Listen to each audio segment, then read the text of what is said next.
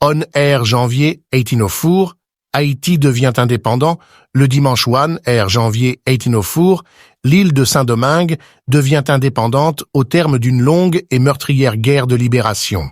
L'ancienne colonie française devient le premier État noir des temps modernes et le deuxième État indépendant des Amériques après les États-Unis. Elle adopte pour l'occasion le nom que lui donnaient les Indiens taïnos avant l'arrivée de Christophe Colomb. Haïti, Toussaint Louverture, héros de la guerre de libération, a été fait prisonnier par traîtrise en 1802 et envoyé au fort de Joux dans le Jura français.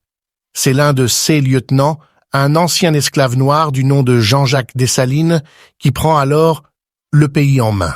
Il se rallie d'abord aux Français, puis les trahit et détruit les restes de leur armée à la bataille de Fort-Vertières le 18 novembre 1803. L'indépendance est proclamée sur la place d'armes des Gonaïves en présence d'une immense foule en costume chatoyant.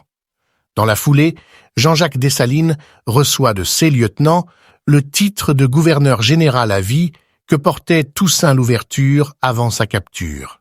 Sitôt après, il décrète que tous les citoyens sont noirs et ordonne le massacre des derniers blancs malencontreusement restés sur l'île, soit au total 3000 à 4000 hommes, femmes et enfants, à l'exception d'une poignée de soldats polonais ralliés à sa cause.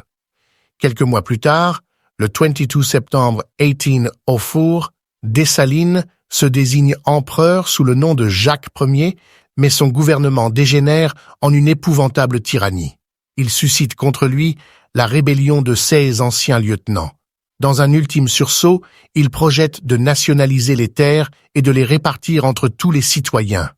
Il est tué dans une embuscade le 17 octobre 1806. C'est le début d'une lutte d'influence qui ne va plus cesser jusqu'à nos jours entre la minorité mulâtre et la majorité noire.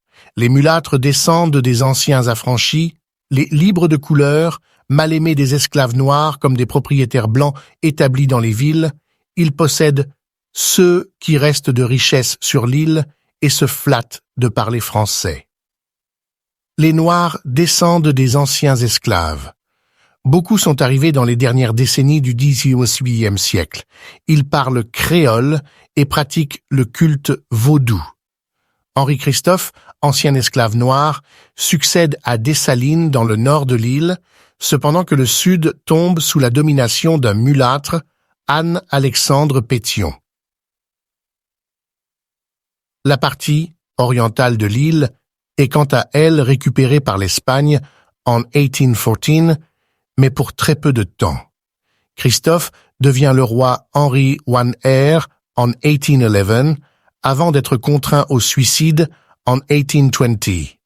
Il reste de lui les ruines émouvantes du palais de Sans Souci, construit de 1806 à 1813, pillé à sa mort et détruit par un tremblement de terre en 1842.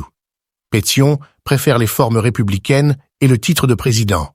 Fils d'un riche planteur et d'une mulâtresse, il a combattu Toussaint Louverture dans l'armée du général Leclerc avec le grade de colonel avant de se rallier au chef insurgé.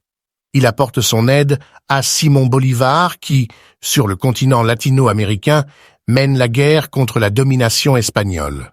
En 1815, il lui offre l'hospitalité et c'est à partir de l'île que l'année suivante, le Libertador va repartir à la conquête du continent. Pétion coupe court aussi à une tentative française de reprendre l'île quand des émissaires du gouvernement de Louis XVIII avaient suggéré à Christophe et lui-même de leur livrer l'île en échange de la liberté et de la fortune pour eux-mêmes et leurs proches. À sa mort, le 29 mars 1818, un autre mulâtre lui succède à la tête de la République. C'est Jean-Pierre Boyer. Il va réunifier l'île après le suicide d'Henri Christophe. C'est lui aussi qui va négocier en 1825 la reconnaissance officielle de l'indépendance d'Haïti par l'ancienne puissance coloniale et les autres nations dites civilisées en contrepartie d'une indemnité de 150 millions de francs or. Abonnez-vous à ma chaîne pour ne manquer aucune vidéo.